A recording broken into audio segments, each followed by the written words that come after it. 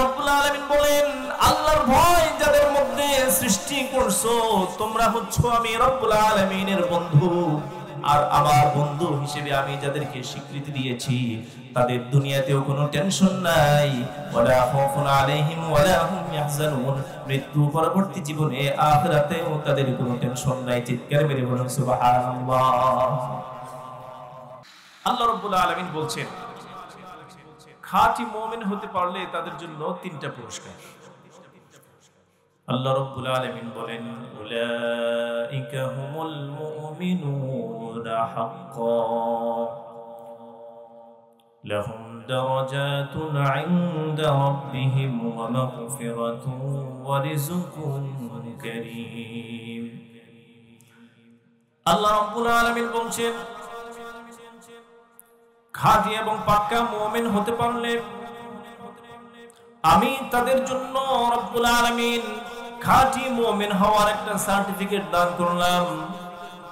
এমন খাঁটি মুমিনদের জন্য আমি রব্বে কারীমের পক্ষ থেকে তিনটা পুরস্কার তোমাদের জন্য ঘোষণা করলাম। আল্লাহ রাব্বুল আলামিন বলেন, উলাইকা লাহুম দারাজাতুন ইনদা রাব্বিহিম। খাঁটি মুমিনদের জন্য প্রথম পুরস্কার হচ্ছে, এরা যখন মৃত্যুর পর আমি রব্বে কারীমের কাছে আসবে, আমি রব্বে কারীম তাদের মর্যাদা বহু বহু গুণে বৃদ্ধি করে দিব। সুবহানাল্লাহ কোন। দুই নম্বর পুরস্কার হচ্ছে ওয়া মাগফিরাতু ওয়া রিজকুন কারীম। আল্লাহ রাব্বুল আলামিন ডাক দিয়ে বলতেছেন, ও আমার গোলাম, দুই নাম্বার পুরস্কার হচ্ছে আমি রব্বে কারীমের কাছে তোমাদের জন্য পুরস্কার হিসেবে যে জান্নাত প্রস্তুত রয়েছে, এই জান্নাতের মধ্যে পাক পবিত্র ছাড়া কোনো অপবিত্র ব্যক্তির ঠাঁই নাই। কথা কোন ঠিক না বেঠিক? মানুষ যখন গুনাহ করে তখন মানুষটা পবিত্র থাকে না, সে অপবিত্র হয়ে যায়। ঠিক না বেঠিক? আল্লাহ রাব্বুল আলামিন বলেন, আমি ওই মানুষগুলোকে যেহেতু আমার পবিত্র জান্নাতের মধ্যে প্রবেশ করতে চাই, তাহলে জান্নাতে প্রবেশ করানোর পূর্বে মানুষগুলোকে পবিত্র করার দরকার আছে না নাই? এজন্য আল্লাহ রাব্বুল আলামিন দুই নাম্বার পুরস্কার গ্রহণ করলেন, দুই নাম্বার পুরস্কার প্রকাশ করলেন। আল্লাহ রাব্বুল আলামিন বলেন, গুনাহ করা অপবিত্র মানুষগুলোকে আমার পবিত্র জান্নাতের অতিথি বানাবার জন্য জান্নাতে প্রবেশ করানোর পূর্বেই তাদের প্রত্যেকের জীবনের সকল গুনাহগুলো মাফ করে দিব। তিন নাম্বার পুরস্কার হচ্ছে ওয়া রিজকুন কারীম। আমার জান্নাতের মেহমান আর অতিথি তারা যখন হয়ে যাবে, ওই জান্নাতের অতিথিদের জন্য আমি রব্বুল আলামিন ভিআইপি মেহমানদারির ব্যবস্থা রেখেছি। চিৎকার মেরে বলুন সুবহানাল্লাহ। এই তিনটা পুরস্কার পাইতে হইলে খাঁটি মুমিন হওয়া লাগবে, আর খাঁটি মুমিন হওয়া যায় পাঁচটা গুণ থাকলে। বলেন তো কয়টা গুণ থাকলে? পাঁচ গুণওয়ালা মুমিন যারা, তারাই হচ্ছে খাঁটি মুমিন। কথা বুঝতেছেন? এক নাম্বার গুণ আর বৈশিষ্ট্যের কথা রব্বুল আলামিন জানিয়ে দিচ্ছেন, ইন্নামাল মুমিনুনা আল্লাযীনা ইযা যুকিরাল্লাহু ওয়াজিলাত কুলুবুহুম। এক নাম্বার বৈশিষ্ট্য হচ্ছে, ওই সমস্ত খাঁটি মুমিনদের সামনে যখন আমি রব্বুল আলামিনের আলোচনা পেশ করা হবে, তখন রব্বে কারীমের ভয়ে তাদের অন্তরের মধ্যে কম্পন সৃষ্টি হওয়া লাগবে। বলেন কি সৃষ্টি হওয়া লাগবে? আল্লাহ পাকের আলোচনা যখন ওই খাঁটি মুমিনদের সামনে করা হবে, তখন আল্লাহ পাকের ভয়ে ওই মানুষগুলোর অন্তরে যদি কম্পন সৃষ্টি হয়, বুঝতে হবে তাদের মধ্যে খাঁটি মুমিন হওয়ার পাঁচ বৈশিষ্ট্যের প্রথমটা চলে আসছে। জোরে বলেন ঠিক কি না? তাহলে এক নাম্বার বৈশিষ্ট্যের নাম হচ্ছে আল্লাহর ভয়। এক নাম্বার বৈশিষ্ট্যের নাম কি? এক নাম্বার বৈশিষ্ট্যের নাম হচ্ছে আল্লাহর ভয়। আল্লাহর ভয়টা কি জিনিস? আল্লাহর ভয়টা হচ্ছে আল্লাহ রাব্বুল আলামিনের ভয়ে যাবতীয় গুনাহ ছেড়ে দেওয়া। এটার নাম হচ্ছে তাকওয়া। আর যে ব্যক্তি তাকওয়া অর্জন করে, ওই ব্যক্তির নাম হচ্ছে মুত্তাকি। জোরে বলুন সুবহানাল্লাহ। যার মধ্যে আল্লাহর ভয় আছে, তার মধ্যে তাকওয়া আছে, আর যার মধ্যে তাকওয়া আছে এই ব্যক্তির নাম কি? মুত্তাকি। বলেন এই ব্যক্তির পরিচয় কি? মুত্তাকি। সাহাবায়ে কেরাম হযরত আবু বকর, হযরত ওমর, হযরত ওসমান, হযরত আলী রাদিয়াল্লাহু তাআলা আনহুম আজমাইন এক একজন ছিলেন এই উম্মতের জন্য উজ্জ্বল নক্ষত্র। কোন সন্দেহ আছে? কোন সন্দেহ নাই। আল্লাহ রাসূল সাল্লাল্লাহু আলাইহি ওয়াসাল্লাম বিভিন্ন মজলিসে বিভিন্ন সাহাবায়ে কেরামের জান্নাতি হওয়ার সুসংবাদ দান করেছেন। সুবহানাল্লাহ। এক মজলিসে আল্লাহ রাসূল সাল্লাল্লাহু আলাইহি ওয়াসাল্লাম তার পবিত্র জবান দিয়ে 10 জন সাহাবীর নাম ঘোষণা করলেন। এই 10 জন সাহাবী আল্লাহর জান্নাতের অতিথি। এই ঘোষণা দুনিয়াতে থাকতেই আল্লাহর রাসূলের জবান থেকে সাহাবায়ে কেরাম শুনতে পেয়েছেন। আল্লাহর রাসূল ঘোষণা দিয়ে বলেছেন, আবু বকর ফিল জান্নাহ, ওমর ফিল জান্নাহ, উসমান ফিল জান্নাহ, আলী ফিল জান্নাহ। আল্লাহর রাসূল বলেন, আবু বকর জান্নাতি, ওমর একজন জান্নাতি মানুষ, উসমান একজন জান্নাতি, আলী একজন জান্নাতি। এইভাবে বলতে বলতে আল্লাহর রাসূল 10 জন সাহাবীর নাম ঘোষণা করছেন। কয়জন? 10 জন সাহাবীর নাম ঘোষণা করছেন। আল্লাহর রাসূলের পবিত্র জবান থেকে যেই 10 জন সাহাবী দুনিয়াতে থাকতেই জান্নাতি হওয়ার সুসংবাদ লাভ করছেন, তাদের আর কোনো টেনশন থাকার কথা নাই। আর তো কোনো টেনশন থাকার কথা না, তাদের মনে আর কোনো ভয় থাকার কথা নয়। এরপরেও দেখেন হযরত ওমরের অন্তরের মধ্যে কেমন ভয়, কেমন ভয়। হযরত ওমর আল্লাহর রাসূলের ইন্তিকালের পর হুযায়ফাতুল ইয়ামান রাদিয়াল্লাহু তাআলা আনহুকে ডাক দিয়ে বলতেছেন, ভাই হুযায়ফাতুল ইয়ামান, আল্লাহর রাসূল বিশ্ব নবী মুহাম্মদুর রাসূলুল্লাহ সাল্লাল্লাহু আলাইহি ওয়াসাল্লাম তার ইন্তিকালের সময় তোমার কাছে মুনাফিকদের একটা তালিকা ধরায় দিয়ে গেছেন। এইভাবে একটা তালিকা ধরায় দিয়েছেন। কাদের তালিকা বলেন? মুনাফিকদের তালিকা। আর মুনাফিকদের স্থান হচ্ছে জাহান্নামের সর্বনিম্ন গহ্বরে, সর্বনিম্ন স্তরে হচ্ছে ঠাই কাদের? মুনাফিকদের। হযরত ওমর আল্লাহ রাব্বুল আলামিনকে এতটা ভয় করতেন, যেই ওমর আল্লাহর রাসূলের পবিত্র জবানে জান্নাতে হওয়ার সুসংবাদ লাভ করেছেন। হুযায়ফাতুল ইয়ামানকে ডাক দিয়ে বলতেছেন, হুযায়ফাতুল ইয়ামান, তুমি একটু তালাশ করে দেখো মুনাফিকদের তালিকার মধ্যে আমি ওমরের নামটা সন্নিবেশিত আছে কিনা। আমার ভয় হয়, ভয় হয়। রাসূলুল্লাহ জীবিত থাকতে আমি ভালো কাজ করছি, কোনো নেফাকি আমি করি নাই, মুনাফিকের কোনো কাজ করি নাই। কিন্তু আমার ভয় হয় রাসূলুল্লাহর ইন্তিকালের পর আমার কোনো কাজে কর্মে আবার নেফাকি প্রকাশ পাইছে কিনা, আমার নামটা মুনাফিকদের তালিকার মধ্যে আছে কিনা। তুমি একটু তালাশ করে দেখো ওমরের নামটা মুনাফিকদের তালিকার মধ্যে আছে কিনা।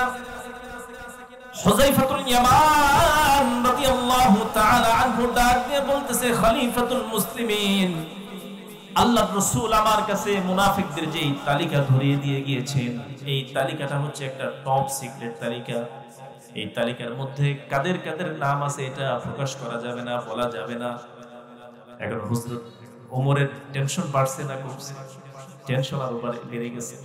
যদি নামটা আছে না নাই জানতে পারতো তাহলে তো একটা প্রস্তুতি নেওয়ার সুযোগ ছিল, এখন তো জানতে তো পারলো না। এবার হযরত ওমর তিনিও কিন্তু চালাক কম না, তিনি হুযায়ফাতুল ইয়ামানকে প্রশ্ন করতেছেন, আচ্ছা ঠিক আছে, তালিকার মধ্যে আমার নাম আছে কিনা বলা লাগবে না, আমি তোমার কাছে জানতে চাই, আমি খলিফাতুল মুসলিমিন ওমর যদি আজকে পৃথিবী থেকে বিদায় নিয়ে চলে যাই, তাহলে তুমি হুযায়ফাতুল ইয়ামান আমি ওমরের জানাজায় অংশগ্রহণ করবা কিনা। হুযায়ফাতুল ইয়ামান ডাক দিয়ে বলতেছে, খলিফাতুল মুসলিমিন, নিঃসন্দেহে আপনার যদি ইন্তিকাল হয়ে যায়, আমি হুযায়ফাতুল ইয়ামান আপনার মতো ব্যক্তির জানাজায় অংশগ্রহণ করব। শুধু তাই নয়, আপনার মতো ব্যক্তির জানাজার ইমামতি করতেও প্রস্তুত আছি। সুবহানাল্লাহ। হযরত ওমর বলতেছে, ঠিক আছে, আমার প্রশ্নের উত্তর আমি পেয়ে গেছি। আমার নামটা মুনাফিকদের তালিকার মধ্যে আছে কিনা আমি উত্তর পেয়ে গেছি। কারণ তুমি হচ্ছে হুযায়ফাতুল ইয়ামান, তুমি কোনোদিন কোনো মুনাফিকের জানাজায় অংশগ্রহণ করো নাই, মৃত্যু পর্যন্ত তুমি কোনো মুনাফিকের জানাজায় অংশগ্রহণ করবা এর সম্ভাবনা নাই। আমি ওমরের ইন্তেকালে তুমি যেহেতু আমার জানাজায় অংশগ্রহণ করবা, বোঝা গেল আমি ওমরের নামটা মুনাফিকদের তালিকায় নাই। জোরে বল সুবহানাল্লাহ। এতটা ভয় হযরত ওমর, হযরত আবু বকর, হযরত ওসমান, হযরত আলী, যারা রাসূলুল্লাহর জবানে জান্নাতের সার্টিফিকেট পাইছেন, ভয় তো আর থাকার কথা নয়, টেনশন থাকার কথা নয়, কিন্তু আল্লাহ রাব্বুল আলামিনের ভয় তাদের মধ্যে সব সময় ছিল কি ছিল না? ছিল। আমার ভাইরা, এখন প্রশ্ন হচ্ছে আল্লাহর ভয় আমার আপনার মধ্যে আনবো কিভাবে? আমাকে তাকওয়া অর্জন করে আমাকেও তো মুত্তাকি হওয়া লাগবে। তো আল্লাহর ভয় আমার আপনার অন্তরে আসবে কিভাবে? আল্লাহ রাব্বুল আলামিন অনেকগুলো পদ্ধতি বলে দিয়েছেন। এর মধ্যে একটা পদ্ধতির নাম হচ্ছে হক্কানি পীর মাশায়েখ আল্লাহওয়ালাদের সান্নিধ্যে থাকা, তাদের হাতে বায়াত গ্রহণ করা। কথা ঠিক না বেঠিক? এখন যারা পীর সাহেবের মুরিদ আছেন তারা তো খুশি হয়ে গেছে যে হুজুর আমাদের পক্ষে বলছে। হ্যাঁ, আপনাদের পক্ষে বলছে। খুশি হয়েছেন না? যারা পীরের মুরিদ খুশি হয়েছেন তো যে হুজুর তো আমাদের পক্ষেই বলছে। তবে একটা শর্ত আছে না? একটা শর্ত আছে। ওই শর্ত কিন্তু আমি বলে দিয়েছি। কি বলেছি? হক্কানি পীর মাশায়েখের মুরিদ যারা, তারাই হক্কানি পীর মাশায়েখের মাধ্যমে আল্লাহওয়ালা হতে পারবে। তাদের মাধ্যমে অন্তরে ভয় আসবে, তাকওয়া আসবে, তারা মুত্তাকি হয়ে যাবে। জোরে কোন সুবহানাল্লাহ। এখন যদি হক্কানি পীর মাশায়েখ তালাশ করতে গিয়ে আপনার হাতটা কোনো ভণ্ড পীরের হাতে দেন, বায়াত হয়ে যায়, তাহলে বলেন এই যে আপনি পীর চিনতে ভুল করলেন, আপনার জন্য বিপদ আছে না নাই? কথা বলেন, বিপদ আছে না নাই? এজন্য মুরিদ হবেন, অবশ্যই হবেন, বায়াত হতে হবে, কিন্তু হক্কানি পীর মাশায়েখের হাতে বায়াত হতে হবে। কথা ঠিক না বেঠিক? যদি হক্কানি পীর মাশায়েখের হাতে বায়াত হতে পারি, আল্লাহ রাব্বুল আলামিন আমাকে আপনাকেও তাদের সুহবত আর তাদের সান্নিধ্যে থাকার কারণে হক্কানি পীর মাশায়েখ আল্লাহওয়ালাদের কাতারে শামিল করে আমার আপনার জন্য জান্নাতকে ওয়াজিব করে দিবেন। আল্লাহ রাব্বুল আলামিন সেই কথাটাই বললেন, ইয়া আইয়ুহাল্লাযীনা আমানুত্তাকুল্লাহ,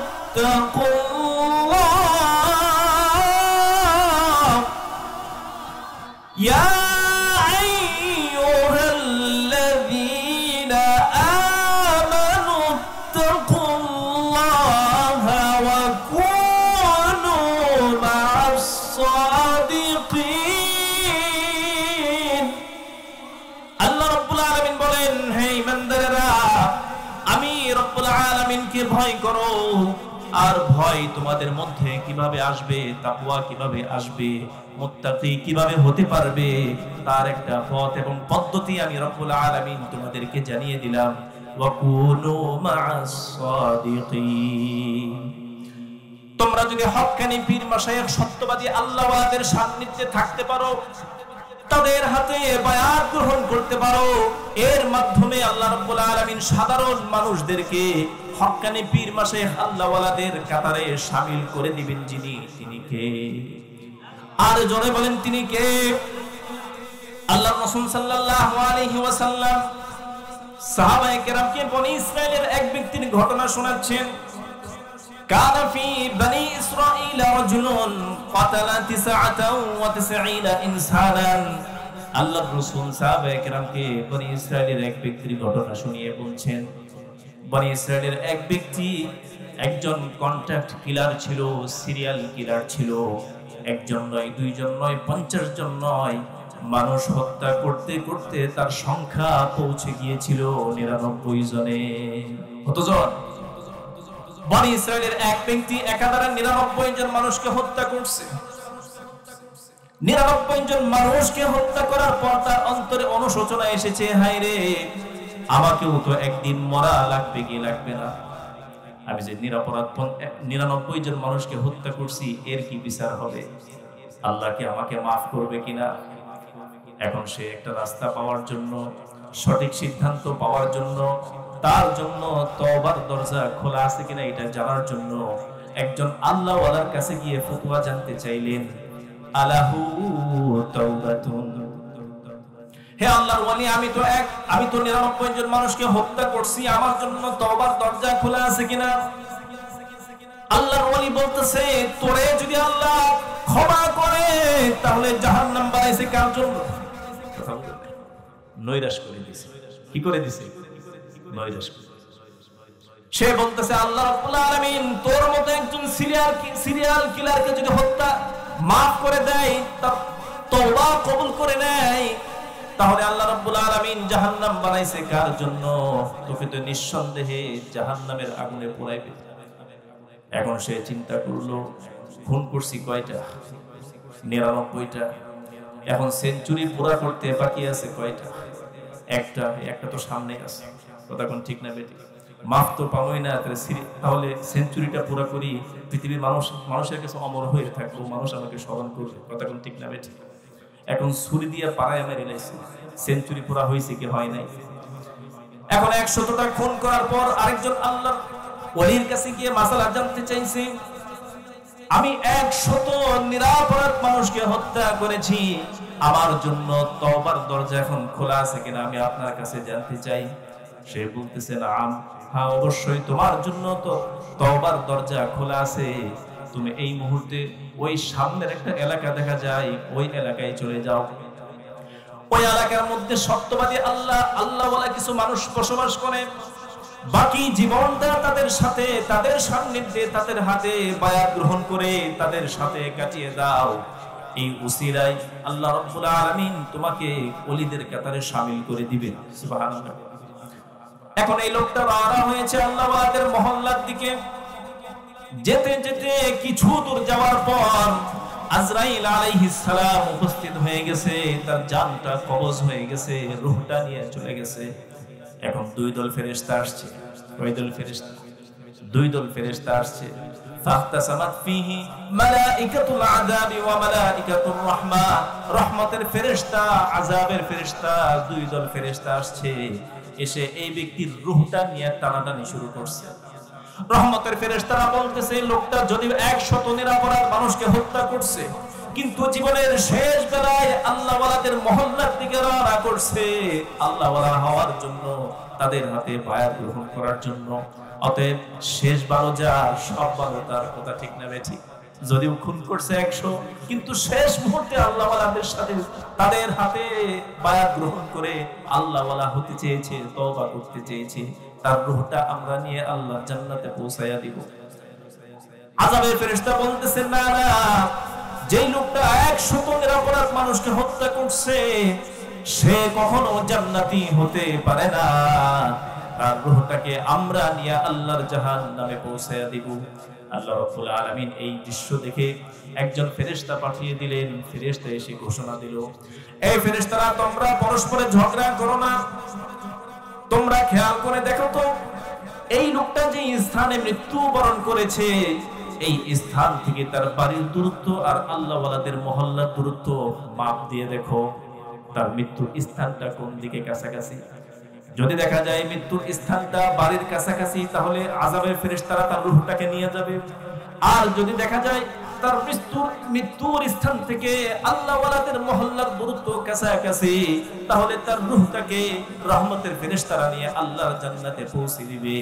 ওই মুহূর্তে মাপজুব করে দেখা গেল তার মৃত্যুর স্থানটা থেকে আল্লাহওয়ালাদের মহল্লার দূরত্ব কাছাকাছি ছিল, মৃত্যুর স্থান থেকে বাড়ির দূরত্ব অনেক দূরত্বে ছিল। একমাত্র এই উসিলায় আল্লাহ রাব্বুল আলামিন 100 নিরাপরাধ মানুষকে হত্যা করা সত্ত্বেও আল্লাহওয়ালাদের মহল্লার কাছাকাছি হওয়ার কারণে এই ব্যক্তির রূহটাকে আল্লাহ রাব্বুল আলামিন মাফ করে তার জন্য চিরস্থায়ী জান্নাত ওয়াজিব করে দিয়েছেন। জোরে বলুন সুবহানাল্লাহ। এজন্য আল্লাহ রাব্বুল আলামিন বললেন, ইয়া আইয়ুহাল্লাযীনা আমানুত্তাকুল্লাহা ওয়া কুনু মা'আস সাদিকিন। হে ঈমানদারগণ, আল্লাহকে ভয় করো এবং সত্যবাদী আল্লাহওয়ালাদের সুহবত আর সান্নিধ্যে থাকো। তাদের সান্নিধ্যে থাকলে তাদের ওই ব্যক্তিকেও আল্লাহওয়ালা বানায় দিবেন যিনি তিনি কে। আর যারা আল্লাহওয়ালা হতে পারে তারা হচ্ছে আল্লাহর দোস্ত এবং বন্ধু। কথা কোন ঠিক না বেঠিক? যারা তাদের ভিতরে তাদের অন্তরের মধ্যে আল্লাহ রাব্বুল আলামিনের ভয় সৃষ্টি করতে পারছে, তাদেরকে রব্বুল আলামিন বন্ধু হিসেবে ঘোষণা দিয়েছেন। আল্লাহ রাব্বুল আলামিন ঘোষণা করতেছেন কোরআনুল কারীমে। আল্লাহ রাব্বুল আলামিন বলেন, আলা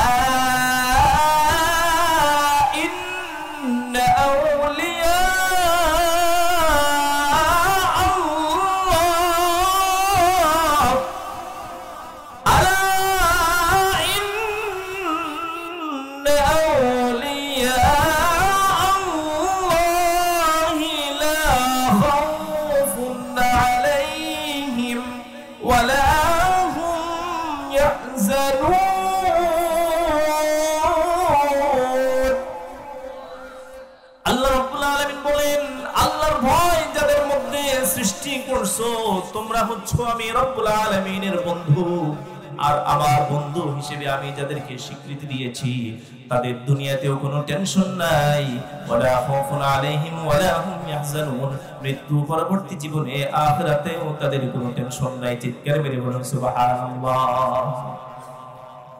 আফগানিস্তানের একটা শহরের নাম হচ্ছে গজনবি। গজনবি শহরের গজনবি সাম্রাজ্যের সম্রাট ছিলেন সুলতান মাহমুদ গজনবি। নাম শুনছেন কিনা? সুলতান মাহমুদ গজনবি রাহমাতুল্লাহি আলাইহির সাম্রাজ্যে মাঝে মধ্যেই চুরি হইতো। তিনি চিন্তা করলেন আমি নিজ হাতে চোর ধরবো। এই উদ্দেশ্যে রাতের আধারে তিনি বের হয়েছেন। বের হয়ে দেখলেন প্রায় ফজরের কাছাকাছি হয়ে গেছে, এখন পর্যন্ত একটা চোরের সাথে তার দেখা হইল না। তিনি ভাবলেন সময়টা নষ্ট না করে তাহাজ্জুদ নামাজে দাঁড়িয়ে যায়। পাশেই পুকুর ছিল, পুকুরের এক প্রান্তে তিনি দাঁড়িয়ে বসে বসে ওযু করতেছেন। তিনি খেয়াল করে দেখতে পেলেন পুকুরের অপর পাশে আরো কিছু লোক দেখা যায়, এরাও কি জানি করতেছে। সুলতান মাহমুদ গজনবি তিনি মনে মনে ভাবলেন আমি উঠছি তাহাজ্জুদ পড়ার জন্য, এরাও মনে তাহাজ্জুদ পড়ার জন্য ওযু করতেছে। কারণ গজনবিকে দেখলো, এরা মনে মনে ভাবলো এরা ছিল চোর। সুলতান মাহমুদ গজনবির কাঙ্ক্ষিত চোর, কিন্তু তিনি তো চিনতে পারেন নাই। এরা মনে মনে ভাবলো আমরা আসছি এত রাতে চুরি করার জন্য, পুকুরের অপর প্রান্তে একজন লোক দেখা যায়, মনে হয় নতুন চোরের আমদানি। কথা কেন দেখে? কারণ চোর যে চোর সে তো আরেকজনকে চোরই ধারণা করে। কথা কোন ঠিক নেবে ঠিক? সুলতান মাহমুদ গজনবি তাদের কাছে গেছে, গিয়ে জিজ্ঞেস করতেছেন তোমরা কারা, তোমাদের পরিচয় কি? এরা বলতেছে আমরা চোর, এই সাম্রাজ্যে আমরাই মাঝে মধ্যে চুরি করি। সুলতান মাহমুদ গজনবি মনে মনে কয় আমি তো তোদেরকেই খুঁজতেছি। কথা কোন ঠিক নেবে ঠিক? চোরের সাথে সরাসরি সাক্ষাৎ। এখন যদি বলে আমি সুলতান মাহমুদ গজনবি তোমাদেরকে ধরতে আইছি, এরা কি ধরা দেব নাকি? এরা সংখ্যায় হচ্ছে 4 জন, উনি হচ্ছেন একজন। এখন তিনি পরিচয় লুকিয়ে তাদের কাছে জানতে চাইলেন আজকে রাত্রে তোমাদের প্ল্যান কি, কার বাড়িতে চুরি করবা? এরা বলতেছে আজকে নিয়ত করছি বড়টার বাড়িতে চুরি করব, অর্থাৎ সুলতান মাহমুদ গজনবির প্রাসাদের মধ্যে চুরি করব। উনি কই মনে মনে সর্বনাশ, আমার বাড়িতে নাকি চুরি করবো। আচ্ছা ঠিক আছে, পরিচয়টা লুকাইছে। এবার তিনি জানতে চাইলেন আচ্ছা তোমরা সুলতান মাহমুদ গজনবির রাজপ্রাসাদে চুরি করবা, তো নিশ্চয়ই তোমাদের মধ্যে কিছু কোয়ালিটি তো অবশ্যই আছে, বৈশিষ্ট্য তো অবশ্যই আছে। কই হ্যাঁ, আমরা এক একজন চোর বিশেষজ্ঞ। কি চোর বিদ্যায় চোর বিশেষজ্ঞ, প্রশিক্ষিত চোর। আচ্ছা ঠিক আছে, তোমার মধ্যে কি বৈশিষ্ট্য? কই আমার বৈশিষ্ট্য হচ্ছে চুরি যখন করতে যাই প্রথমেই তো গেট পরে কি পরে না, আর গেটের মধ্যে তালা থাকে কি থাকে না, চোরদের হাতে তো আবার চাবিও থাকে না। সে বলতেছে আমার হাতের মধ্যে এমন ক্যারেশমা রয়ে গেছে, হাত তালি দিতে দেরি, চাইনা তালা খুলতে দেরি না। কথা বুঝেন না? আচ্ছা ঠিক আছে, ভালো বৈশিষ্ট্য, তোমার বৈশিষ্ট্য। 2 নাম্বার চোরে বলতেছে আমার বৈশিষ্ট্য হচ্ছে গেট খোলার পর গেট দিয়ে যখন ঢুকি তখন মিস্টার কুত্তা থাকে কি থাকে না? থাকে তো। কথা কোন ঠিক নেবে ঠিক? কারণ কুত্তার যন্ত্রণায় চুরি করা সহজ না, কঠিন কঠিন। এই জন্য কুত্তা ঘেউ ঘেউ করে কি বলতে চাই আমি কুত্তার ভাষা ট্রান্সলেট করতে পারি, কুত্তার ভাষা আমি বুঝি। মাশাআল্লাহ ভালো যোগ্য। আরেকজনকে জিজ্ঞেস করছেন তোমার মধ্যে কোয়ালিটি কি? সে বলতেছে আমার মধ্যে কোয়ালিটি হচ্ছে কোন ঘরে টাকা পয়সা গহনা মণি মুক্তা বেশি রয়েছে আমি ভালো করে বুঝতে পারি, নাক দিয়ে ঘ্রাণ নিলে আমি বলে দিতে পারি কোন ঘরে টাকা পয়সা বেশি আছে। আচ্ছা ঠিক আছে। এবার ধরছে চোরের যে লিডার, বলে তোমার মধ্যে কোয়ালিটি। সে বলতেছে আমার মধ্যে কোয়ালিটি হচ্ছে আমি রাতের বেলা যদি একটু একটু দেখি, আবসা আবসা দেখি, কিন্তু দিনের বেলা পুরোপুরি বুঝতে পারি। আচ্ছা ঠিক আছে। এখন চোরের লিডার বলতেছে আমাদের 4 জনের বৈশিষ্ট্যের কথা আপনি শুনলেন, তো আপনিও তো নতুন চোর, আপনার মধ্যেও নিশ্চয়ই কিছু বৈশিষ্ট্য আছে, তো আপনার কি বৈশিষ্ট্য আছে একটু শোনান। সুলতান মাহমুদ গজনবি তিনি বলতেছেন আমার মধ্যে বৈশিষ্ট্য হচ্ছে আমার হাতের আঙ্গুলের মধ্যে আল্লাহ রাব্বুল আলামিন এমন পাওয়ার দান করেছেন, আঙ্গুলের ইশারায় ফাঁসির আসামির ফাঁসির হুকুম মওকুফ হয়ে যায়। আপনারই তো দরকার, কথা বলেন। আমরা যখন চুরি করতে গিয়ে ধরা খাবো, ফাঁসির হুকুম হয়ে যাবে, তখন তো আপনারই দরকার, ঠিক না ভাই? ঠিক। এখন এরা 4 জন মিলে সরিষা তেল মাখাইতেছে, বুঝেন নাই? তেল মাখাইতেছে যাতে করে ধরতে না পারে, সুইটে আসতে পারে। কথাকে বুঝতেছেন? ওনারা দাওয়াত দিছে, আসেন, আপনিও আসেন, আজকে তো আপনি আমাদের বন্ধু। আমরা সংখ্যায় ছিলাম 4 জন, আজকে কয়জন? আপনি সহ 5 জন। আমরা 4 জনের তেল মাখানো শেষ, আসেন আপনারাও লাগাই দিন। তেল লাগাই দিচ্ছে।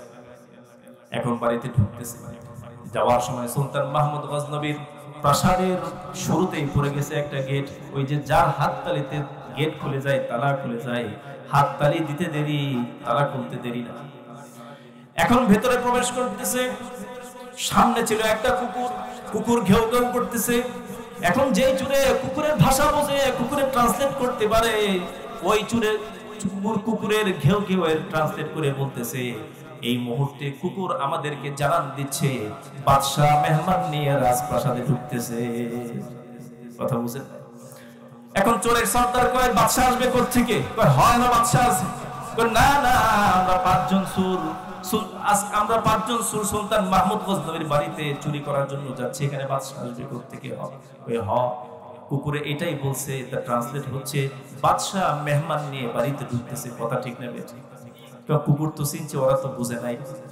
এখন ঢুকছে, যাওয়ার পর কোন ঘরে চুরি করবে, কোন ঘরে মালপত্র বেশি আছে, টাকা পয়সা বেশি আছে, ওই যে চোর নাক দিয়ে ঘ্রাণ নিলে বলে দিতে পারে টাকা পয়সা বেশি আছে, সে সুলতান মাহমুদ গজনবীর বেডরুমের দিকে দেখাই দিছে, কইটার মধ্যে টাকা পয়সা বেশি আছে।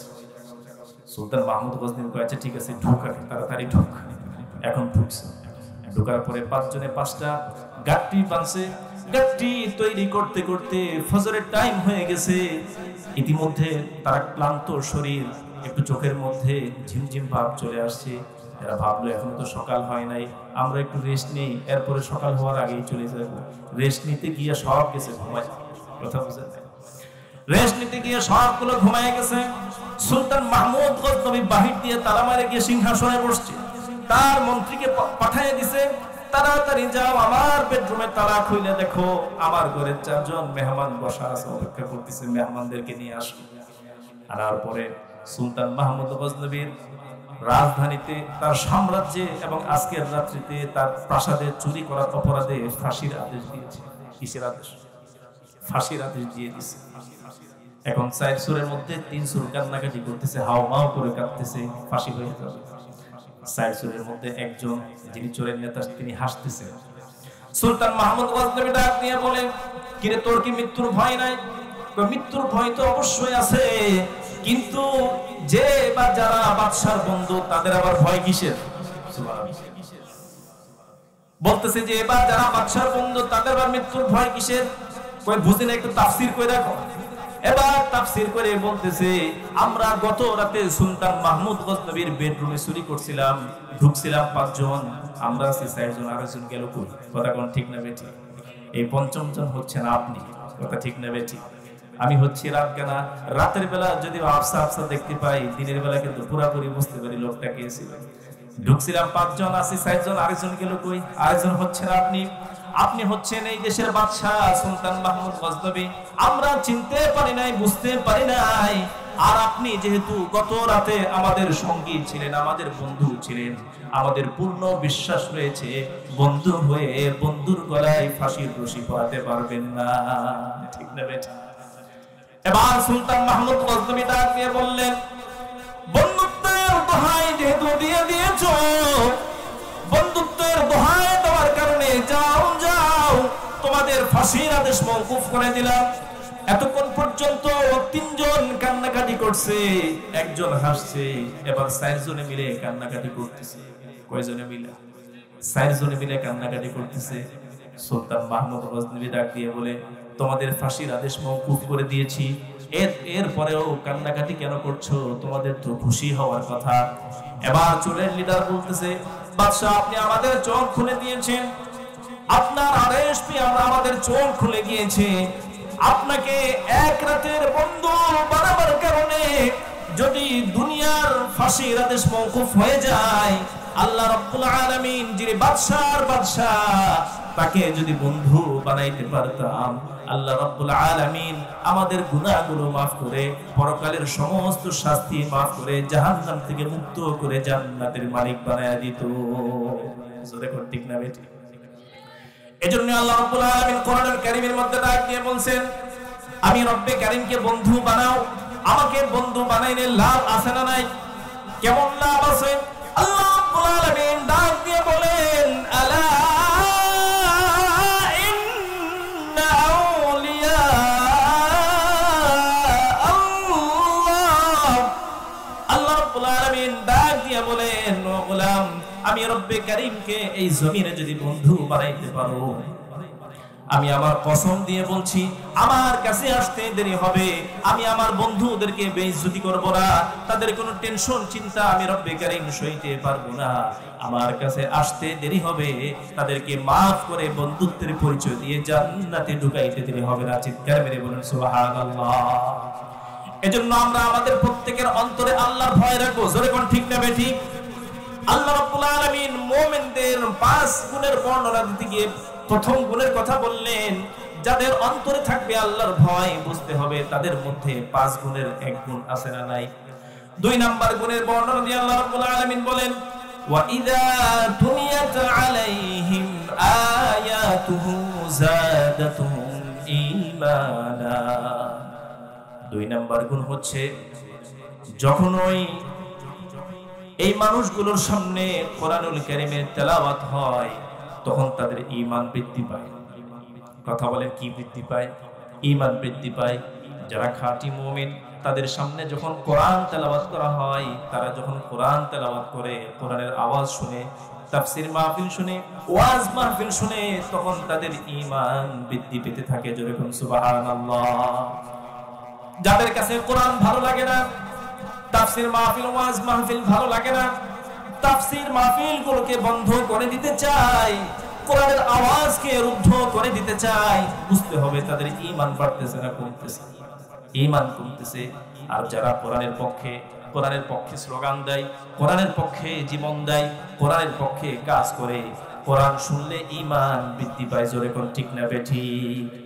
কোরআনের মধ্যে আল্লাহ রাব্বুল আলামিন এমন সুপার পাওয়ার দিয়ে রেখেছেন, কোরআনুল কারীমের মধ্যে আল্লাহ রাব্বুল আলামিন এমন সুপার পাওয়ার দিয়ে রেখেছেন, এই কোরআন শুনলে মুমিনের ঈমান বৃদ্ধি পায়, বেঈমানের ঈমান নসিব হয়। কথা কোন ঠিক না বেঠিক? বেঈমানের ঈমান নসিব হয়, মুমিনের ঈমান বৃদ্ধি পায়। মুমিনের ঈমান বৃদ্ধি পাচ্ছে বুঝবেন কিভাবে? কোরআন যখন শ্রবণ করে, তখন তাদের চক্ষুদ্বয় দিয়ে অশ্রু নির্গত হয়। সুবহানাল্লাহ কোন? আল্লাহ রাব্বুল আলামিন সাহাবায়ে কেরামের সেই অবস্থার বর্ণনা দিয়ে কোরআনুল কারীমের মধ্যে আয়াত নাযিল করেছেন। আল্লাহ রাব্বুল আলামিন বলেন, ওয়া ইযা সামিউ মা উনজিলা ইলার রাসূল, ওয়া ইযা সামিউ মা উনজিলা ইলার রাসূল তারা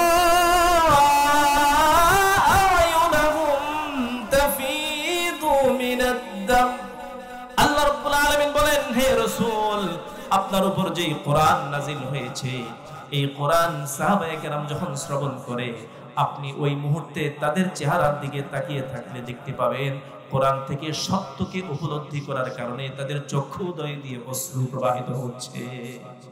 এটা কিসের আলামত? ঈমান বৃদ্ধির আলামত। কথা কোন ঠিক না বেঠিক? আল্লাহ রাব্বুল আলামিন মুমিন মুসলমানদেরকে এমন একটা গ্রন্থ দান করলেন, কোরআনুল কারীম।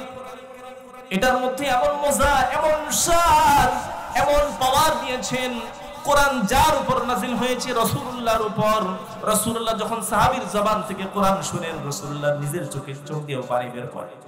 ঠিক না বেঠিক? আবার যখন সাহাবায়ে কেরাম শ্রবণ করেন, সাহাবায়ে কেরামের চক্ষুদ্বয় দিয়ে অশ্রু নির্গত হয়। আল্লাহ রাসূল আব্দুল্লাহ ইবনে মাসউদকে বলতেছেন, আব্দুল্লাহ ইবনে মাসউদ, ইকরা আলাইয়া, আমার সামনে তুমি কোরআন তেলাওয়াত করো। আব্দুল্লাহ ইবনে মাসউদ বলতেছেন, ইয়া রাসূলুল্লাহ, এটা আপনি কি বলেন? উনজিলা আলাইকা, কোরআন নাযিল হয়েছে আপনার উপর, আর আপনি আমাকে কোরআন তেলাওয়াত করতে বলেন। রাসূলুল্লাহ ডাক দিয়ে বলতেছেন, ইন্নী উহিব্বু আন আসমা'a মিন গায়রি, ইন্নী উহিব্বু আন আসমা'হু মিন গায়রি। কয় কোরআন যদিও আমার উপর নাজিল হয়েছে কিন্তু আরেকজনের জবান থেকে আমার শুনতে বড় ভালো লাগে। সুবহানাল্লাহ। আব্দুল্লাহ ইবনে মাসউদ বলেন আমি কোরআন তেলাওয়াত শুরু করে দিলাম, সূরাতুন নিসা তেলাওয়াত করতে শুরু করলাম। তেলাওয়াত করতে করতে সূরাতুন নিসার 1 নম্বর আয়াত থেকে 41 নম্বর আয়াত পর্যন্ত যখন তেলাওয়াত করলাম, রাসূলুল্লাহ আমাকে ডাক দিয়ে বললেন, থামায় দিলেন, বললেন হাসবুক, তুমি থাকো, আর তুমি থামো, আর তেলাওয়াত করো না। আমি থামলাম, আল্লাহর রাসূলের চেহারার দিকে একটু তাকিয়ে দেখলাম, ফালতাফাতু ইলাইহি, তাকিয়ে দেখলাম ফাইদা আইনাহু তাজরিফান। কোরআনের তেলাওয়াত আমার জবান থেকে রাসূলুল্লাহ শুনেছেন, যে রাসূলের উপর কোরআন নাযিল হয়েছে ওই রাসূলের চক্ষুদ্বয় দিয়ে অশ্রু নির্গত হচ্ছে। জোরে বলুন সুবহানাল্লাহ। এমন একটা কিতাব আমাকে আপনাকে দান করেছেন, যে কিতাব তেলাওয়াত করলে, যে কিতাবের তেলাওয়াত শ্রবণ করলে মুমিন মুসলমানের ঈমান বৃদ্ধি পায়, বেঈমানের ঈমান নসিব হয়। হযরত ওমর রাদিয়াল্লাহু তাআলা আনহু তিনি কঠোর কাফির ছিলেন, কোনো সন্দেহ আছে নাকি? প্রথম জীবনে হযরত ওমর একজন কঠোর কাফির ছিলেন। এই ওমর কিন্তু কোরআনুল কারীমের কাছে গিয়ে ধরা দিছে, কোরআনুল কারীমের কাছে গিয়ে আত্মসমর্পণ করছে। হযরত ওমর খোলা তরবারি নিয়ে ছুটেছেন আল্লাহর রাসূলের দেহ থেকে তার মস্তকটা আলাদা করার জন্য, দ্বিখণ্ডিত করার জন্য। প্রতিমধ্যে একজন বললেন, রাসূলুল্লাহর দেহ থেকে তার মস্তকটা বিচ্ছিন্ন করার পূর্বে নিজের ঘরের খবর নাও। বলতেছে, কেন, আমার ঘরের আবার কি হয়েছে?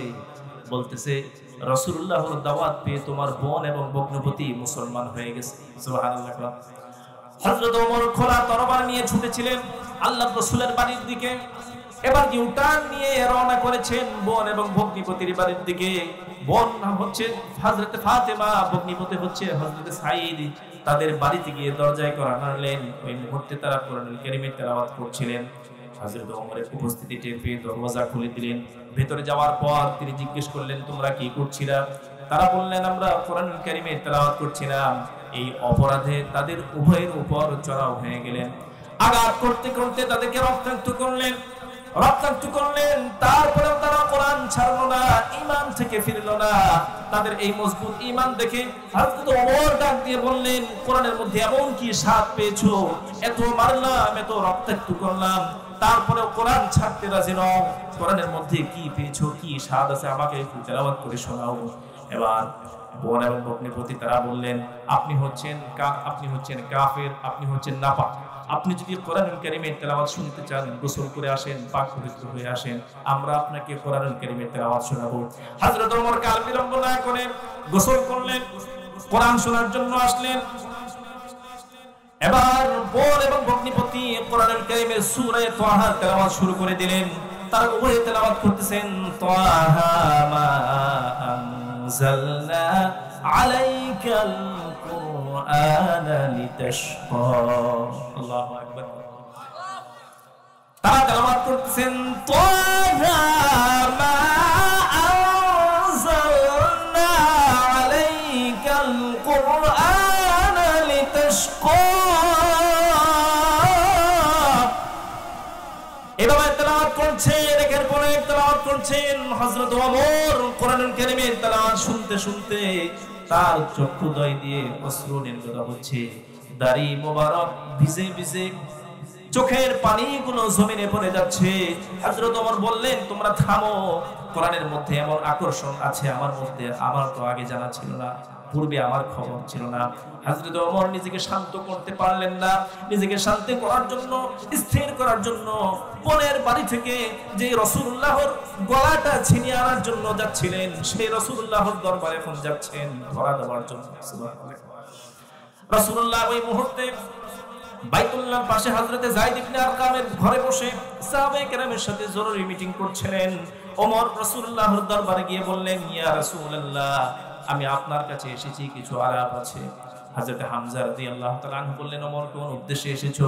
উদ্দেশ্য যদি ভালো হয় সুস্বাগতম, উদ্দেশ্য খারাপ হইলে গর্দানটা কি দেহ থেকে বিচ্ছিন্ন হয়ে যাবে। আল্লাহর রাসূল থামিয়ে বললেন, চাচা হামজা, আপনি থামুন। আজকের ওমর আগের ওমর নয়, আজকের ওমর নতুন ওমর। ওমরকে ডাক দিয়ে বললেন, ওমর, তোমার কি হয়েছে, কি চাও? হযরত ওমর বলতেছে, ইয়া রাসূলুল্লাহ, আমার বোনের জবান থেকে পবিত্র কালামুল্লাহ শরীফের যে তেলাওয়াত আমি শ্রবণ করেছি, আমি ওমরকে তাড়াতাড়ি কালিমা পড়ে মুসলমান বানায়া দেন। যদি মুসলমান বানাইতে দেরি করেন, আমি ওমর কিন্তু শহীদ হয়ে যাব। আমার মধ্যে যে জ্বলন সৃষ্টি হয়েছে, আপনি যতক্ষণ পর্যন্ত আমাকে কালিমা পড়িয়ে মুসলমানদের সদস্য না বানাবেন, ততক্ষণ পর্যন্ত এই ওমর কিন্তু শান্ত হবে না। আল্লাহর রাসূল হযরত ওমরকে কালিমা পড়ে মুসলমান বানিয়ে দিলেন। লা ইলাহা ইল্লাল্লাহ মুহাম্মাদুর রাসূলুল্লাহ। হযরত ওমর মুসলমান হয়ে গেলেন। চিৎকার মেরে বলেন সুবহানাল্লাহ। সেই ওমর, যে ওমর ছিল মুসলমান হওয়ার আগে সুনিশ্চিত নিঃসন্দেহে একজন চিহ্নিত সন্ত্রাসী, একজন চিহ্নিত জাহান্নামী ব্যক্তি, কোরআনের কাছে এসে ধরা খেয়েছে, কোরআনের কাছে এসে আত্মসমর্পণ করে সেই ওমর হয়ে গেছে একজন জান্নাতি মানুষ। সুবহানাল্লাহ। আজকে সেই আমাদের কাছে যে কোরআন আছে, সেইটাই না আরেকটা, সেই একই কোরআন, যে কোরআন দিয়ে ওমর জাহান্নামী মানুষ জান্নাতি হয়েছে, আজকে সেই কোরআন তো আমাদের কাছে আছে, কিন্তু সেই কোরআন থাকা সত্ত্বেও আজকে আমাদের চরিত্র বানাইতে পারবে না। কি কারণ? কারণ কোরআন থেকে অনেক দূরে সরে গেছে। ঠিক না বেঠিক? কোরআনকে গিলাপ দিয়ে ভাঁজ করে রেখে দিয়েছি আলমারির উপর। বাৎসরিক একবার তেলাওয়াত করি। কোন মাসে? রমজান মাসে। এই যে রমজান আসতেছে, দেখবেন ধুলাবালি পরিষ্কার করে প্রস্তুত করবে, তেলাওয়াত করতে হবে, কিন্তু সারা বছর কোরআনের সাথে কোনো সম্পর্ক নাই। অথচ এই কোরআন দিয়ে সাহাবায়ে কেরাম, অসৎ মানুষগুলো সৎ হয়েছেন, জাহান্নামী মানুষগুলো জান্নাতি হয়েছেন এই কোরআনকে দেখে, কোরআনের কাছে আত্মসমর্পণ করে। কিন্তু আজকে দুঃখ, কোরআন আমাদের কাছে থাকা সত্ত্বেও আজকে আমরা যা ছিলাম তাই রয়ে গেলাম, অসভ্য অসৎ জাতি হিসেবে রয়ে গেলাম। আমরা তো কোরআন দিয়ে আমাদের চরিত্রটাকে বানাইতে পারলাম না। এজন্য কোরআনকে আঁকড়ে ধরা, কোরআনকে আপন করে নেওয়া, কোরআনকে মহব্বত করা, কোরআনের কাছে আসা দরকার আছে না নাই? আল্লাহ রাব্বুল আলামিন সেই কথাটাই বললেন, খাঁটি মুমিন যদি হতে চাও, কোরআনের যখনই তেলাওয়াত হবে তোমার ঈমান বৃদ্ধি পাওয়া লাগবে। কি বৃদ্ধি পাওয়া লাগবে? ঈমান বৃদ্ধি পাওয়া লাগবে। খুব সংক্ষেপে শেষ করে দিচ্ছি। 3 নাম্বার, আল্লাহ রাব্বুল আলামিন বলেন খাঁটি মুমিন হওয়ার জন্য 3 নাম্বার যে বৈশিষ্ট্য, 3 নাম্বার বৈশিষ্ট্য হচ্ছে ওয়া আলা রাব্বিহিম ইয়াতাওয়াক্কালুন। সব কাজে ভরসা করতে হবে একজনের উপর। তিনি কে? চিৎকার মেরে বলেন, তিনি কে? আল্লাহ রাব্বুল আলামিন বলছেন, পৃথিবীর মানুষের উপর ভরসা করলে কোনো লাভ নাই, কোনো লাভ নাই, কোনো ফায়দা নাই। ভরসা করতে হবে এমন এক সত্তার উপর যার কোনো পিছুটান নাই। কথা কোন ঠিক না বেঠিক?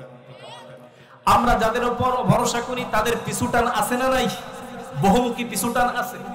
কিন্তু ভরসা এমন এক সত্তার উপর করার জন্য তিনি আহ্বান জানাচ্ছেন যার কোনো পিছুটান নাই, যার কোনো অভাব নাই, যিনি অন্য কারোর উপর ভরসা করেন না।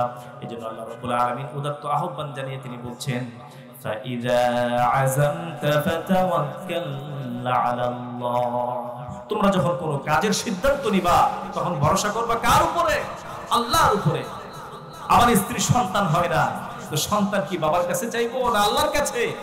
কথা বলেন, কার কাছে?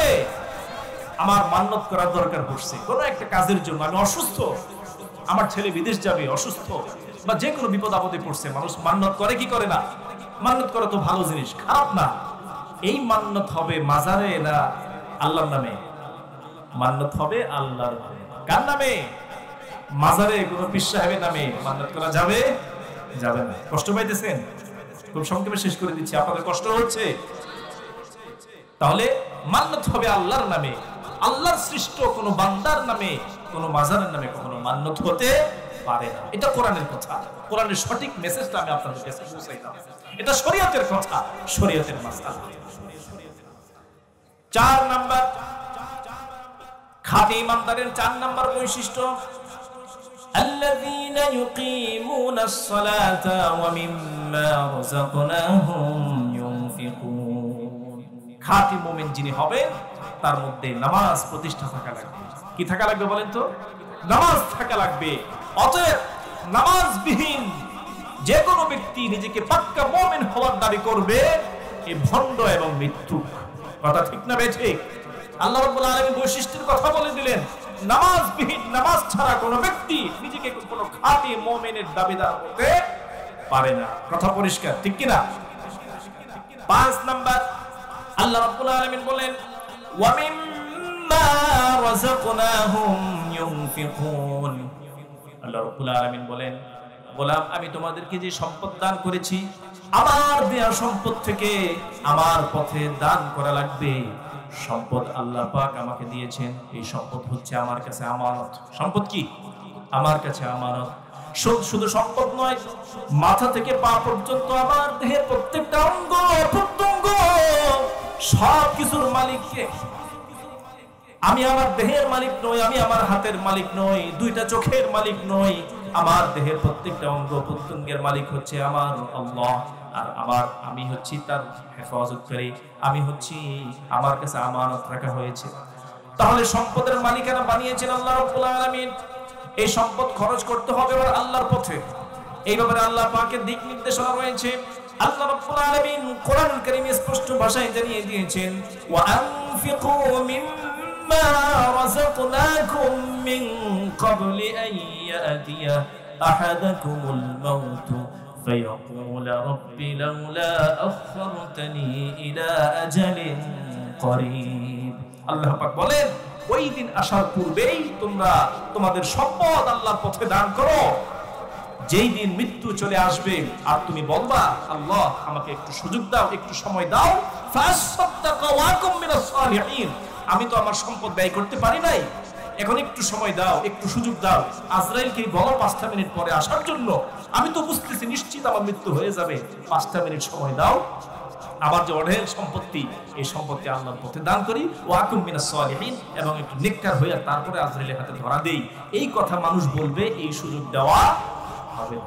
ওয়া ইউআখিরুল্লাহু নাফসান ইযা জাআ আজালুহা, আল্লাহ পাক স্পষ্ট জানায় দিলেন, নির্দিষ্ট সময় যখন মানুষের চলে আসবে, এক মুহূর্ত আগেও নয়, এক মুহূর্ত পরেও নয়, যথা টাইমে মৃত্যু কার্যকর হয়ে যাবে। কথা ঠিক না বেঠিক? সাহাবায়ে কেরামকে আল্লাহ রাব্বুল আলামিন সম্পদ দান করেছেন। হযরত ওসমানকে সম্পদ দান করেছেন, দুহাত খুলে দান করেছেন। আল্লাহ রাব্বুল আলামিন হযরতে ওমর, হযরতে আলী, হযরতে আবু বকর তাদেরকে অতটা সম্পদ দেন নাই, কিন্তু যা দিয়েছেন তাই তারা সবটা আল্লাহর পথে দিয়ে দিয়েছেন। সুবহানাল্লাহ। আল্লাহর রাসূলের ইন্তেকালের পূর্বে সর্বশেষ যুদ্ধের নাম হচ্ছে গজওয়ায়ে তাবুক। তাবুক যুদ্ধ।